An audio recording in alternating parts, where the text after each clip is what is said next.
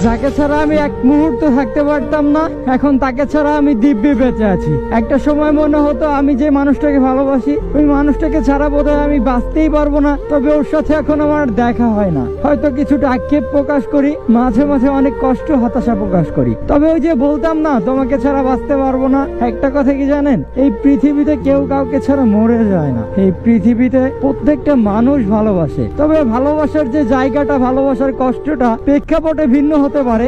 জানি না কষ্টটা ভিন্ন হয় কিনা। ওই যে আমরা বলি না তোমাকে ছাড়া বাঁচতে পারবো না, সবাই বেঁচে থাকতে পারে, পৃথিবীতে কেউ কারো জন্য মরে যায় না। তবে ভালোবাসার যে মানুষটার থেকে আমি যে কষ্ট আঘাতগুলো পেয়েছি, এই আঘাতগুলো সহ্য করাটা আমার পক্ষে অনেকটা কষ্টসাধ্য ছিল। ওর সাথে কাটানো আমার হাজারটা মুহূর্ত আমার কাছে কয়েকটা সেকেন্ড মনে হতো। আমি তো ওকে অনেক বেশি ভালোবাসতাম, ওকে আমি কখনো হারাতে চাইনি, ও আমার থেকে হারিয়ে গিয়েছে।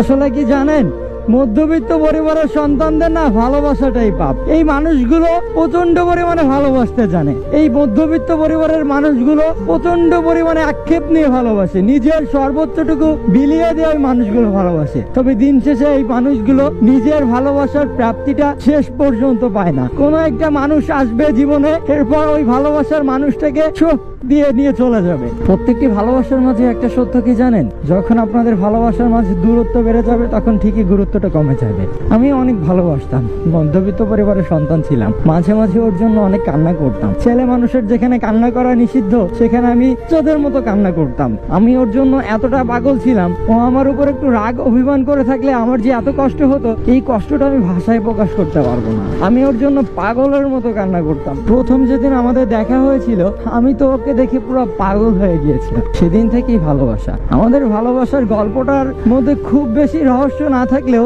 দুজন দুজনকে প্রচন্ড পরিমাণে ভালোবাসতাম। একটা সময় দুজন দুজনকে জড়িয়ে ধরে কত কান্না করেছি, মাঝে মাঝে তো কাঁদতে কাঁদতে কেমন জানি সারাটা দিন পার হয়ে যেত।